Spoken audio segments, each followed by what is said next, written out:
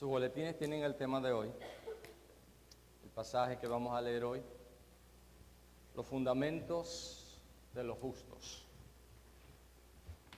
Salmo 11:3 dice, cuando los fundamentos son destruidos, ¿qué le queda al justo? Cuando los fundamentos son destruidos, ¿qué le queda al justo? Hermanos, todos sabemos que lo que sostiene cualquier estructura, sea física, sea social, ¿verdad? Una red social, un edificio, cualquier cosa, ¿verdad? Sobre lo que se sostiene esa estructura son los fundamentos. No hay que ser constructor para entender esto, ¿verdad? No hay que no hay que ser un arquitecto, no hay que ser un ingeniero para entender que los fundamentos son los que sostienen cualquier estructura. Mire sus piernas, ¿verdad? Por un tiempo yo tuve problemas con mis piernas, ¿verdad? Porque eran flaquitas, porque eran torcidas, ¿verdad? Y me decían que si yo era un cowboy, que si era un vaquero. Y hoy estoy súper orgulloso de mis piernas. Sobre todo desde un día que alguien me dijo, pastor, ¿usted es maratonista? Yo le dije, yes, soy maratonista, porque tiene piernas de maratonista. Y he visto estructuras hermosas, piernas hermosas. Y las mías todavía están ahí, ¿verdad? Desbaratadas algunas de ellas. Hermanos, las estructuras son sostenidas por fundamentos. ¿Cuál es el fundamento de la sociedad? La familia, sabemos eso, ¿verdad? Sabemos que la familia es el fundamento de la sociedad. Ahora, ¿cuáles son los fundamentos de los justos? Ahí dice la palabra de Dios, cuando los fundamentos son destruidos, ¿qué le queda al justo? Cuando los fundamentos son destruidos, si al justo no le queda mucho, al no justo no le queda nada, ¿verdad? Los fundamentos sostienen cualquier estructura. Al hablar de justos, lo hacemos desde la perspectiva de lo que dice la palabra de Dios. De acuerdo a Dios, dice la palabra que no hay justo ni aún uno. No hay justo ni aún uno. Romanos 3:10 al 12 dice, les invitamos a traer sus Biblias hoy, ¿verdad? O sus artefactos electrónicos. Les pedimos que trajeran una Biblia, una copiadura para que estén allí ejercitándose, ¿verdad? Romanos 3:10 al 12 dice, no hay un solo justo, ni siquiera uno. No hay nadie que entienda, nadie que busque a Dios. Todos se han descarriado, a una se han corrompido. No hay nadie que haga lo bueno. No hay uno solo. De acuerdo a la palabra de Dios, ninguno de nosotros, por sus propios medios, puede ser un justo. Ahora, en el mismo pasaje se nos enseña quiénes son los justos. En Romanos 3:22 al 28 dice, esta justicia de Dios llega mediante la fe en Jesucristo a todos los que creen. De hecho, no hay distinción, pues todos han pecado y están privados de la gloria de Dios. Pero por su gracia son justificados, es decir, hechos justos, gratuitamente mediante la redención que Cristo Jesús efectuó. Dios lo ofreció como un sacrificio de expiación que se recibe por la fe en su sangre para así demostrar su justicia. Anteriormente, en su paciencia, Dios había pasado por alto los pecados, pero en el tiempo presente ha ofrecido a Jesucristo para manifestar su justicia. De este modo Dios es justo y a la vez el que justifica a los que tienen fe en Jesús. ¿Dónde pues está la jactancia? Queda excluida. ¿Por cuál principio? ¿Por el de la observancia de la ley? No, sino por el de la fe. Porque sostenemos que todos somos justificados por la fe y no por las obras que la ley exige. Así que de acuerdo a Dios, todos los que creen en Jesucristo por la fe son salvos. Todos los que creen en la obra de redención efectuada por Cristo en la cruz del Calvario son salvos, son justos. Estos son los justos. Ya sabemos que la fe bíblica, de acuerdo a lo que la palabra de Dios enseña, tiene que ver con obediencia. No es solamente decir yo creo, yo tengo fe en Dios, sino es vivir de acuerdo a esos principios de fe que la palabra de Dios establece. No es fe de labios, sino de acción. Es muy fácil, ¿verdad?, con nuestros labios decir cualquier cosa. Hermano, nuestro verso de hoy está en un salmo que quizás no es el favorito de muchos. ¿De quién? El Salmo 11, ¿de quién es favorito? Sabían que estaba allí, ¿verdad? Después del 10 viene el 11 y después del 12 o antes del 12. Sabían que el 11 estaba allí, ¿verdad? ¿Cuántos conocen el Salmo 23? ¿Verdad? Jehová es mi pastor, nada me faltará, ¿verdad? Dios está conmigo, Dios me va a guardar, Dios me va a quedar rico, ¿verdad? Pero el Salmo 11, quizás algunos lo pasan por encima, o quizás como el Salmo 119, ¿verdad?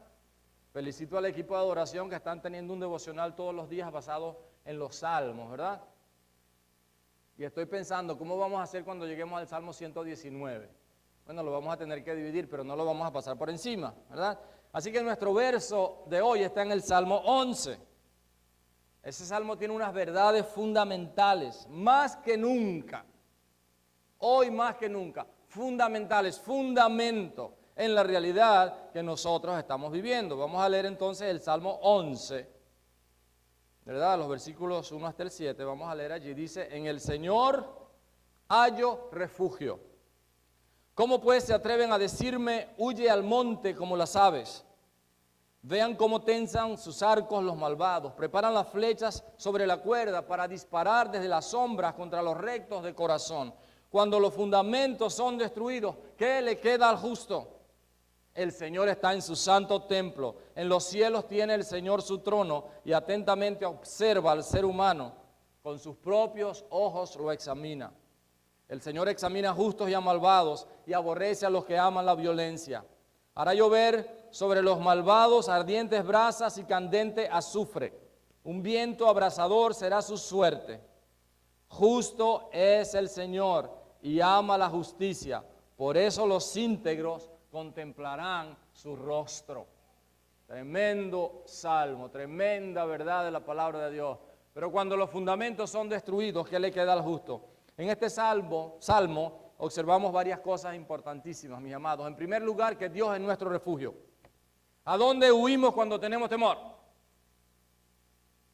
Se nos enseñan técnicas de a dónde debemos escondernos cuando venga un huracán, cuando venga un tornado, ¿verdad? Hermanos, la verdad es que a veces no hay lugar a donde podamos huir cuando nos enfrentamos a situaciones difíciles en la vida. Pero aquí la palabra de Dios nos enseña que el Señor es nuestro refugio. Dios es nuestro refugio. ¿A quién acudimos cuando tenemos temor?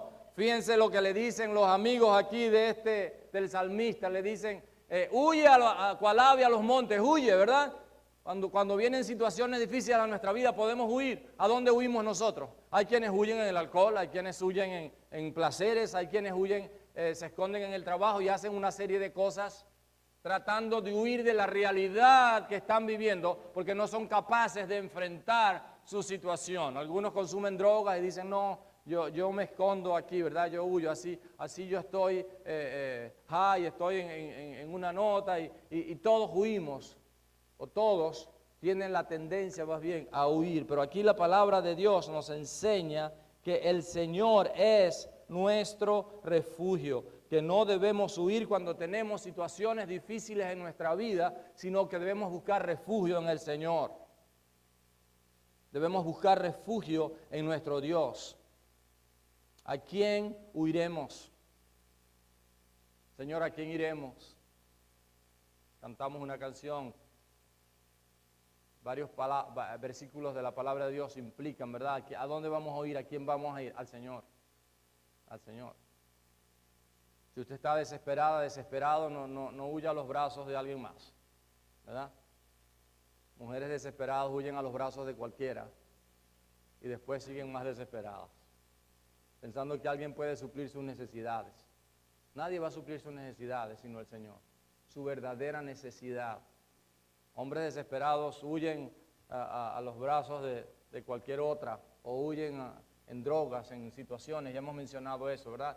y se dan cuenta que están peores que antes. ¿A dónde debemos huir? No debemos huir a ningún lugar, debemos buscar refugio en nuestro Señor. Dios es nuestro refugio. Hermanos, aquí se nos enseña claramente que no debemos huir ante los ataques del enemigo. Hay un pensamiento que lo usamos en situaciones cuando nos damos cuenta que hay alguien que está más grande que nosotros delante, ¿verdad? Y escuchamos y decimos, es mejor que digan que aquí corrió un cobarde que aquí murió un valiente, ¿verdad? Hemos escuchado eso. ¿Cuántos lo han aplicado? ¿Cuántos hombres lo han aplicado? ¿Ah? En ocasiones, no por cobardes, sino por sabios. La palabra de Dios dice, el sabio ve la tentación a lo lejos, ¿y qué hace? Y huye. Eso no es cobardía, es sabiduría. El necio, el tonto, dice yo soy un valiente y se queda ahí y cae. Como eso, como un necio, como un tonto, ¿verdad? Así que no estamos hablando de eso, pero estamos hablando de huir ante los ataques del enemigo. No debemos huir. La palabra de Dios claramente nos enseña que el sabio mira la tentación y huye. Pero dice la palabra de Dios que al enemigo tenemos que enfrentarlo. ¿Qué dice la palabra de Dios con respecto a las tentaciones? Con respecto a las tentaciones debemos huir, pero con respecto al enemigo, con respecto a Satanás, ¿qué debemos hacer? Enfrentarlo. ¿Y qué dice la palabra? Que él va a huir. Porque una cosa sí tiene, es cobarde. Porque ante Jesús nadie se puede resistir. Mis hermanos, no debemos huir ante los ataques del enemigo. Debemos buscar refugio en nuestro Dios. ¿Cómo me dicen que huya cual monte a las aves? No, Señor, Dios es mi refugio. Comienza allí a decir el salmista. Y ya conocemos el salmo que nos dice, Dios es nuestro amparo y fortaleza, nuestro pronto auxilio en las tribulaciones.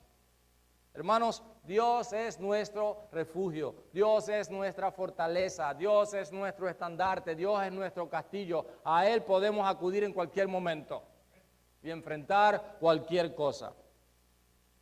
La palabra de Dios también nos enseña que nosotros debemos mantener los fundamentos. Los fundamentos. Hay cosas que son fundamentales en su vida. Vamos a hablar de eso al final un poco. Pero por ahora quiero decirles, mis amados hermanos, que en la época o en la era de relatividad que vivimos, y no estamos hablando de Einstein, estamos hablando de que hoy en día todo es relativo. Si te sientes bien con lo que estás haciendo, está bien, hazlo, no hay ningún problema con eso. Hoy en día no hay cosas malas y cosas buenas. Todo depende del cristal con que lo mires, ¿verdad? Si tú crees que es bueno, hazlo, no hay ningún problema con eso. Si te hace sentir bien, si levanta tu ego, ¿verdad? Si tu autoestima, imagínense, ¿cómo no nos vamos a sentir bien? Pero la palabra de Dios nos dice que debemos mantener los fundamentos, y ya vamos a hablar de cuáles fundamentos nosotros vamos a tomar en cuenta hoy, que considero son sumamente importantes para nuestras vidas, para nuestra familia, para nuestro hogar, para nuestra iglesia, para nuestra sociedad. Pero por ahora quedémonos con eso, ¿verdad? Debemos mantener los fundamentos, porque si los fundamentos son destruidos, ¿qué más nos queda? Los fundamentos, la base, usted debe mantener eso que la palabra de Dios lo enseña. También nos dice el salmista que el Señor está en su trono y lo examina todo. Él mismo anda examinando. Él mismo está mirando espacio por espacio. A mí, por ejemplo, cuando estoy en la cocina, que no es muy a menudo, paso por ahí para comer, pero cuando estoy allí no me gusta que nadie se meta. Y que no me den opiniones, y que no me digan, le faltó esto, tome aquí, meta allá. Diga, no. O lo hace usted o lo hago yo. ¿Verdad? Por ejemplo, con el pastor Leonel es una tragedia. ¿Verdad? Y no lo edites, dile ahí, mándaselo al pastor Leonel directamente. Yo no manejo ni mi carro cuando él está. Cuando él está en el carro, yo se lo doy. Le digo, maneja tú, porque entonces empieza, frena, dale, izquierda, derecha, por allá, mira esto, lo otro, no. Maneja tú, ¿verdad? Claro, como él se duerme manejando, y nos damos cuenta cuando se comienza a salir, dice, no, es que había un hueco, y miramos, no hay ninguna mentira, no había nada. Pero bueno, el asunto es, mis amados hermanos, que nosotros debemos tener mucho cuidado de saber que Dios lo examina todo. A veces escondemos cosas, ¿verdad? Mi mamá me decía que mi abuelito Eduardo, a quien no conocí, llegó a ser un pastor, Dios lo alcanzó. Por eso yo digo que soy tercera generación de pastores, ¿verdad? En mi familia. Por llamamiento y por decisión propia, no porque nadie me empujara. Pero el asunto es que a él le encantaba cuando compraban una patilla, una sandía, un watermelon, ¿verdad? A él le encantaba guardar el corazón, lo más rojito, lo más dulcito. Y él su pedazo lo guardaba, lo metía en la nevera y la abuela Betilde, sin vergüenza, se lo comía. Y entonces él no hallaba dónde esconder su cosa, ¿verdad? Hermanos, la palabra de Dios dice que delante del Señor no podemos esconder nada, no podemos ocultar nada, y que el Señor examina cada detalle de nuestras vidas. Por eso decíamos el domingo pasado que necesitamos ser íntegros delante de Dios. Porque si pensamos que vamos a esconder cosas de Dios, va a ser imposible hacerlo, porque la palabra de Dios nos dice que el Señor está en su trono y Él lo examina todo. El Salmo 139 dice que aún no está la palabra en nuestra boca y ya Él la sabe. En cuanto a la palabra de Dios, se nos enseña que penetra hasta los tuétanos, allá lo más profundo. Dios lo examina todo. Él sabe cuál es la motivación por la que estás aquí. A lo mejor estás aquí obligado. Pero si te rindes y dices, ya. Si tengo que estar, bueno, voy a escuchar, ¿verdad? Si dejas que Dios te hable en esta mañana, Dios te puede hablar. El Señor examina tu corazón, el Señor examina lo más profundo. A Él no le podemos venir con kikirijuiki, ¿verdad? Ni siquiera orando podemos mentirle a Dios, ni podemos fingir delante de Dios. Escuchen muy bien, muchachos. Las cosas que ustedes hacen, que ustedes creen que a sus padres se les escapan, Dios lo sabe. Y déjenme decirles, Dios se lo revela a sus padres. Dios se lo revela a sus padres. Y no es manipulación, es verdad. Cuando nosotros le decíamos a nuestros hijos, dinos porque ya sabemos, Dios te lo va a revelar. Dios lo examina todo. Y la quinta verdad que encontramos es que el Señor va a hacer justicia en su momento. A Dios no se le olvidan las cosas. Dios tiene muy buena memoria. Dios tiene muy buena memoria. A Dios no se le olvida nada de lo que hicimos y que fue injusto. Dios en algún momento lo va a traer a la memoria. En algún momento tú vas a pagar las consecuencias de lo que hiciste. La verdad es que, mis amados hermanos, es muy importante que entendamos que Dios va a hacer justicia en su momento. A veces nosotros queremos tomar justicia en nuestras manos. ¿Saben lo que pasa cuando tomamos la justicia en nuestras manos? Por lo general, cometemos tremendo error y no dejamos que Dios obre. Tomamos la justicia en nuestras manos y está bien, y Dios se aleja. Y Dios nos deja que lo hagamos. Pero al final las cosas no van a resultar como hubiesen resultado si dejamos que Dios haga justicia. Es que usted no conoce a mi jefe, ¿verdad? No conozco a su jefe, pero lo conozco a usted. Y eso es suficiente, ¿verdad? Es que usted no sabe cómo es mi esposo, cómo es mi esposa. Lo conozco a usted y eso es suficiente. Mis amados hermanos, en algún momento Dios va a hacer justicia. Usted no se desespere. Usted no se apure, usted no deje que sus impulsos, sus emociones, dice la palabra que en la ira del hombre no actúa la justicia de Dios. Cuando usted hace las cosas por usted mismo, entonces Dios lo deja. Dios lo deja. Y entonces las consecuencias van a ser peores. Los resultados van a ser funestos. Va a haber una tragedia en su vida emocional, espiritual, financiera, porque usted no dejó que Dios trabajara.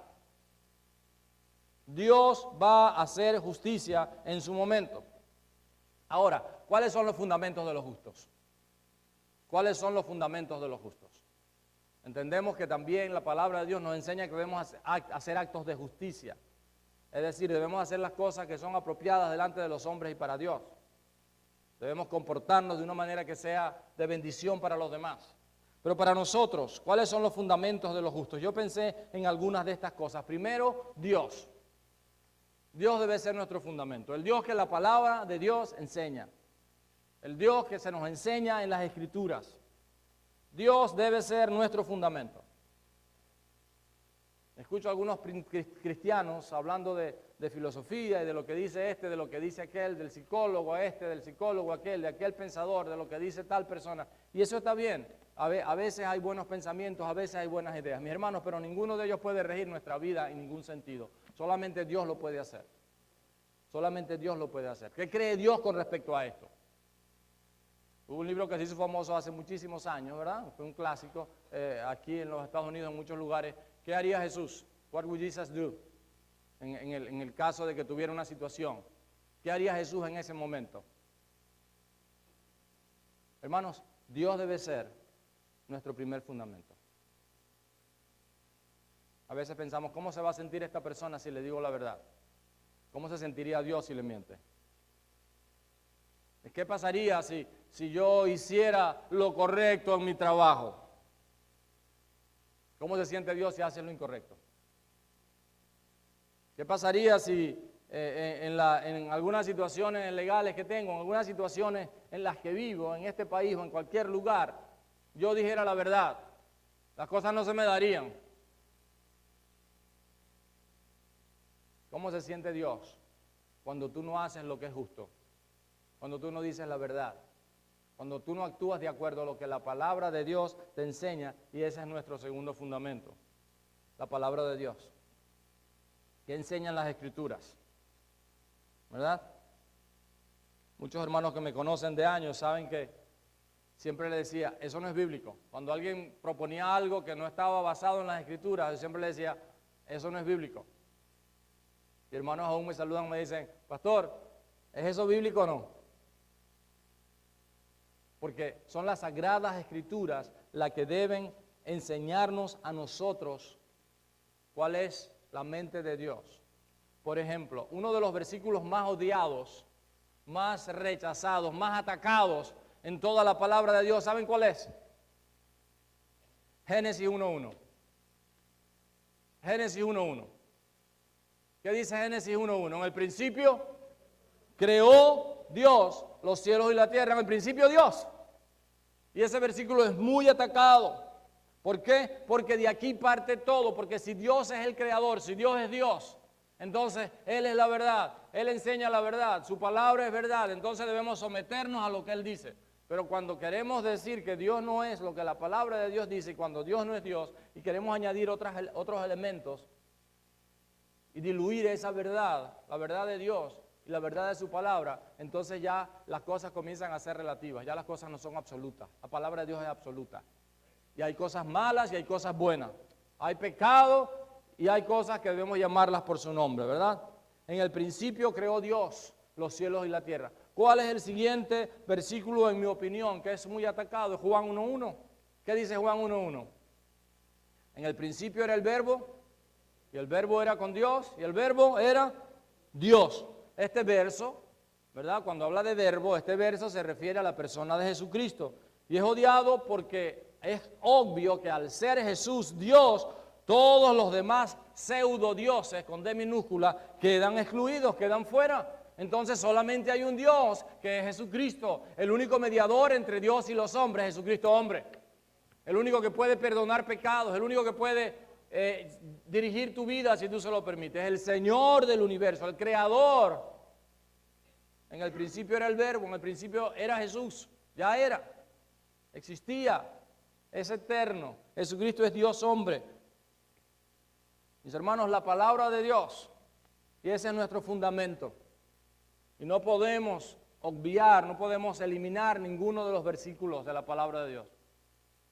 Porque esta es la carta de amor de Dios para nosotros. Esta es la mente de Dios. Lo que Él quiere que sepamos está en la palabra. Y también lo que Él no quiere que sepamos no está en su palabra. ¿Tiene sentido eso? No tenemos que buscarle 5 patas al gato. Ustedes ya saben que a mi esposa le encanta cambiar los refranes, ¿no? Entonces, no, pero no se los digo, porque no está aquí, ¿verdad? Cuando venga se los digo. Pero no podemos buscarle 5 patas al gato, ¿verdad? ¿Qué queremos decir con esto? Que no podemos buscar en la Biblia lo que no existe, lo que no está allí. Hay personas que se complican con versículos bíblicos y dicen, bueno, pero eso no querrá decir, no, eso no quiere decir eso. ¿Verdad? Lo que quiere decir es lo que quiere decir. Eso es lo que Dios enseña. Las sagradas escrituras son nuestro fundamento. Dios y su palabra son nuestro principal fundamento. Si me permiten, los fundamentos donde los demás fundamentos deben estar fundamentados. Hermanos, les pregunté al principio cuál era el fundamento de la sociedad, la base de la sociedad. La familia, sabemos, ¿verdad? La familia, mis amados hermanos. La familia está siendo atacada. Y como dice Andrés, agárrense de su silla un poquito, porque, sobre todo si tienen niños. Porque vamos a decir algunas cosas que la palabra de Dios enseña. Si hubiera tiempo, y no lo hay, para enseñar muchas cosas con respecto a la familia, pero dedicaremos una serie completa a predicar sobre eso. Pero hermanos, una cosa que es muy importante es que el Salmo 139, 15 y 16 dice, Salmo 139, si están escribiendo, 15 y 16 dice, mis huesos no te fueron desconocidos cuando en lo más recóndito era yo formado, cuando en lo más profundo de la tierra era yo entretejido. Tus ojos vieron mi cuerpo en gestación. Todo estaba ya escrito en tu libro. Todos mis días estaban diseñando, aunque no existía uno solo de ellos. Hermanos, decimos no al aborto. Ese es un fundamento de la palabra de Dios para la familia. Decimos no al aborto. La palabra de Dios enseña aquí que tus ojos vieron mi cuerpo cuando estaba en gestación. Dios nos vio ahí cuando nos estaba formando. Y aunque todavía no habíamos vivido un solo día, ya nuestra vida Dios la tenía en sus manos. Hermanos, tenemos que abogar por las leyes que protejan a los bebés. Digan no al aborto. Ellos no son una elección, son una persona. 1 millón de abortos al año y tenemos que pagar parte de esto a través de nuestros impuestos. ¿Sabía usted eso? En año electoral, voy a mencionar 2 o 3 cosas con respecto a eso. En año electoral, ¿sabía que con nuestros impuestos se paga casi el 25% de los abortos? Es decir, 250,000 bebés han sido abortados por el aporte de quizás algunos de nosotros. Decimos no al aborto. Y como cristianos proclamamos eso, enseñamos eso, creemos eso. No creemos en la violencia, no creemos en atacar a los que tienen otro concepto, pero sí nosotros vamos a declarar fuertemente lo que nosotros creemos, porque la familia es un fundamento de la sociedad. Decimos no al matrimonio entre homosexuales, pero este es el problema mayor, déjenme decirles, que se está atacando a los cristianos y promoviendo que nosotros odiamos a las personas que no piensan como nosotros. Eso es una gran mentira diabólica. O sea, no es la verdad. No hay nadie que ame más a las personas que los cristianos. Amén. El que no ama no ha conocido a Dios, porque Dios es amor. Aunque hay algunos cristianos que se equivocan, que se ponen en la carne y comienzan a atacar a personas. Y comienzan a decir cosas inapropiadas. Comienzan a decir cosas que no son. Pero hermanos, déjenme decirle, aunque hay algunos que se equivocan, el cristianismo es una religión de amor. Dios nos ama, lo cantamos. Por amor, Dios envió a su Hijo Jesucristo a morir por nosotros. Por amor, Él puede tener una relación personal, íntima con nosotros. El que no ama no ha conocido a Dios porque Dios es amor. Si usted ve una persona que está vociferando y que está esparciendo odio, yo voy a dudar del cristianismo de esa persona. En año electoral, mis amados hermanos, si debe votar, y si vota, vote por principios, no por candidatos. Creo que fue Spurgeon que dijo que between two evil, choose none. Entre dos malvados, no escoja ninguno. Ustedes me entienden bien, ¿verdad? ¿Me están entendiendo bien? Pero mis hermanos, vote por principios. No vote por candidatos, vote por valores. Investigue quién promueve los valores que deben ser promovidos. Investigue quién ha sido históricamente el partido conservador. Estemos claros que el gobierno está puesto por Dios para administrar justicia, no para mantener al pueblo. Algunos votan es para tener más programas, de manera que el gobierno los mantenga. El gobierno no está aquí para mantener a nadie. Amén, no escucho amén. En situaciones especiales, porque el gobierno está puesto para administrar justicia, en situaciones especiales debe haber ayuda del gobierno para personas. Pero el gobierno no existe para mantener a nadie, ni para dirigir su familia. Hay candidatos políticos que están diciendo que más importante que la dirección en la familia es la dirección que el gobierno le da a sus hijos en la escuela. Y se le quiere enseñar a los hijos en la escuela lo que nosotros no queremos que ellos aprendan. Y es obligado, es forzado. ¿Están conmigo todavía? Estemos claros que debe existir una marcada diferencia entre gobierno e iglesia y que quienes están en el poder no están allí para hacer proselitismo. Aunque si algún dirigente político es un verdadero cristiano, sin duda alguna que va a dar un testimonio efectivo y fructífero de su fe en Jesucristo. ¿Qué tiene que ver eso con la familia? Mucho. Porque nuestra familia está siendo afectada o va a ser afectada porque el gobierno está inmiscuyéndose en donde no debe inmiscuirse. La palabra dice, varón y hembra los creó. Dios no creó otro sexo, creó solo dos. Si hubiera querido crear otro, lo hubiera hecho en su diseño original. Nos hemos tomado libertades y ahora no hay manera de parar. Cuando comenzamos a decir que las cosas son relativas, cuando ya no tenemos los fundamentos de la palabra de Dios, cuando dejamos los absolutos de la palabra de Dios a un lado, entonces podemos hacer cualquier cosa y todo va a ser permitido. Cualquier cosa se puede hacer y todo va a ser permitido. Mis amados hermanos, hoy más que nunca tenemos que luchar para que los fundamentos sean mantenidos, para establecer los fundamentos. ¿Qué hacemos cuando los fundamentos se rompen, se destruyen? Construimos otros fundamentos, los que ya están puestos, pero los reedificamos, los hacemos de nuevo.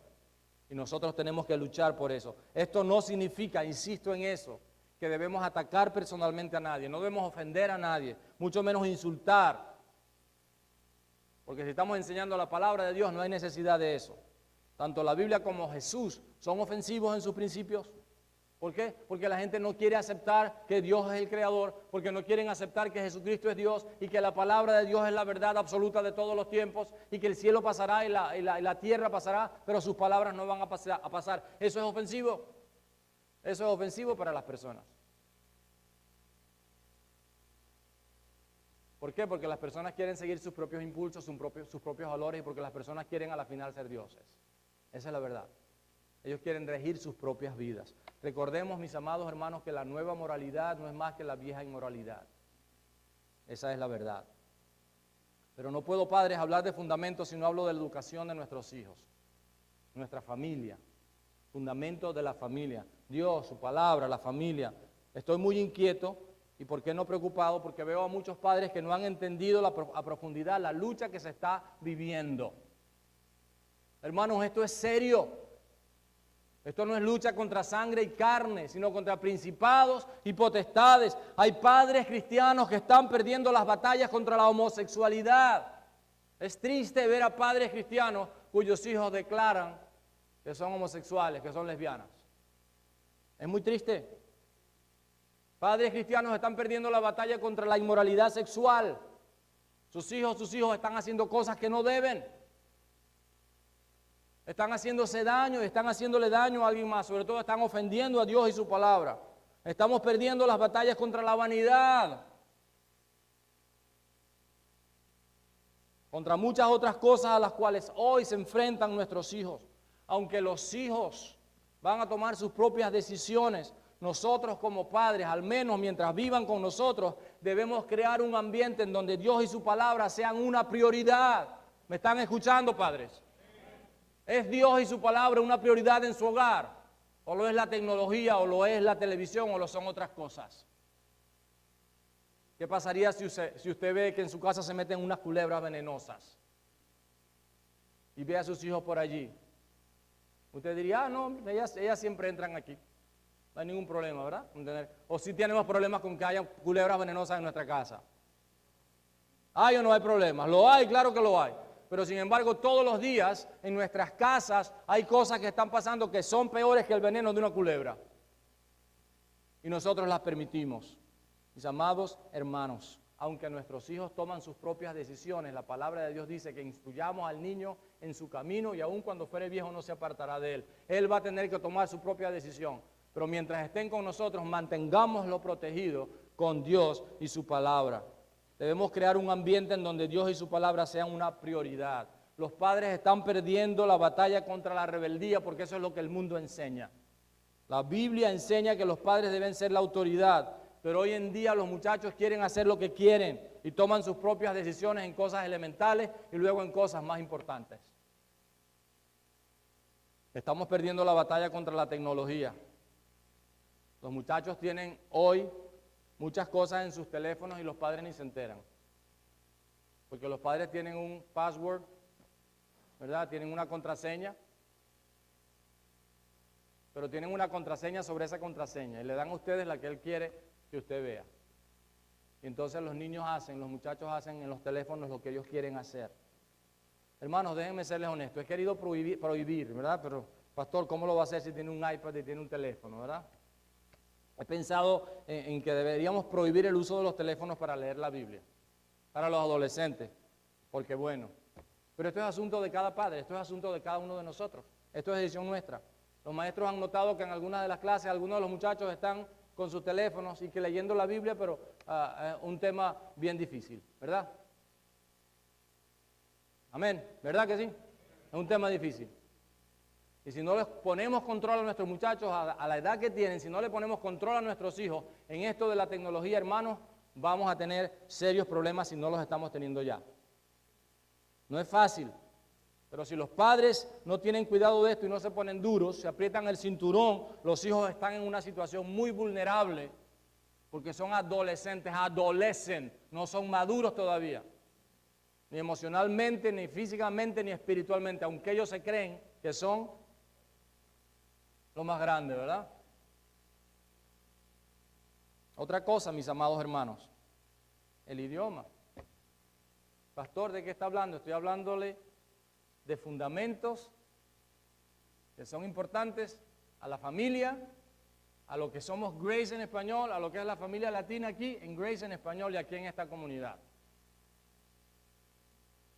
Qué tristeza que algunos de nuestros hijos hayan perdido el idioma de Cervantes, ¿verdad? Así que prefieren ir a la adoración en inglés porque aquí no entienden. Yo entiendo que el camino no es fácil, yo lo entiendo.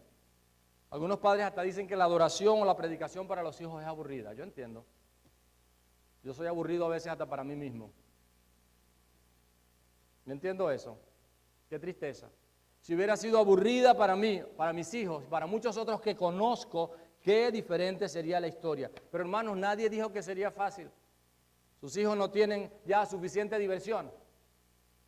¿Acaso sus hijos ya no tienen bastantes cosas en las cuales pueden divertirse? ¿Acaso venimos aquí al templo para divertirnos o para adorar a Dios y para aprender de la palabra de Dios? Aunque yo trate de hacerlo lo más divertido, esa no es la intención. El propósito es que nosotros aprendamos los principios de la palabra de Dios que van a ser nuestro fundamento para la vida. Porque si los fundamentos son destruidos, ¿qué le queda al justo? Mis hermanos, nadie dijo que sería fácil. Nadie dijo que sería fácil. Lo que quiero decir es que nuestros hijos demandan atención y cuidado y que usted debe poner las reglas en su casa basadas en la palabra de Dios y en el amor de Dios a través de usted. Cuando los niños mandan en casa hay una anarquía y un desorden total. Cada quien haciendo lo que quiere. Y eso no es tan moderno, ¿verdad? Eso no es tan nuevo, eso ha sido de siempre. Cuando yo le digo, ¿recuerdan tal caricatura, tal cartoon? Me dicen, no, pastor, porque aquí tenemos puros quinceañeros, pero bueno, por lo menos todos somos jóvenes, ¿verdad? ¿Cuántos recuerdan la pregunta de siempre? La caricatura de Lorenzo y Pepita. Nadie, pues, ahora sí, les traje convicción. En una ocasión, Lorenzo y Pepita estaban diciendo, bueno, vamos a ver, Lorenzo, le dice la esposa, vamos a ver si podemos hacer algo juntos. Vamos al cine todos. Entonces todos los hijos, sí, vamos al cine. Todos, Lorenzo y Pepita se van en el carro, se van al cine. Entonces, están pasando, por supuesto, en los teatros donde vamos hoy en día, ¿hay cuántas películas, cuántas opciones de películas? 47, ¿verdad? O 54, yo no sé cuántas ya, ¿verdad? El asunto es que cuando llegan ahí a la entrada del cine, Lorenzo y Pepita dicen, bueno, vamos a ver tal película. Y la hija dice, no, yo no quiero ver esa, no, yo quiero ver. No, a la final, todos se van para ver películas diferentes. Entonces Lorenzo mira a Pepita y le dice, por lo menos, mi amor, estamos juntos en el mismo edificio. Por lo menos estamos juntos en el mismo edificio. ¿Verdad? Qué tristeza, qué tragedia. Que hoy en día se haya perdido el sentido de lo que es la unidad familiar. Que hoy en día permitamos que nuestros muchachos estén en la plena mesa jugando con sus teléfonos, haciendo otras cosas. No me interrumpa, papi, que estoy ocupado. No les digo lo que pienso, ¿verdad? Que lo que pienso es que le pegaría el teléfono por la cabeza. Pero no lo hago porque costó mucho dinero. Lo que puedo hacer es quitárselo y venderlo. Y no tiene teléfono.